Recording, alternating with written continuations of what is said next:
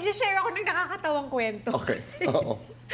nung time na yan, nung time na ng wedding namin, naiwan niya yung sing-sing, tito.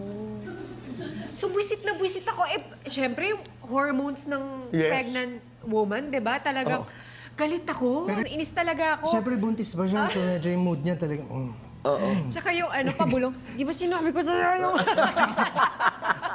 Yes, ko po, grabe yan, grabe yan.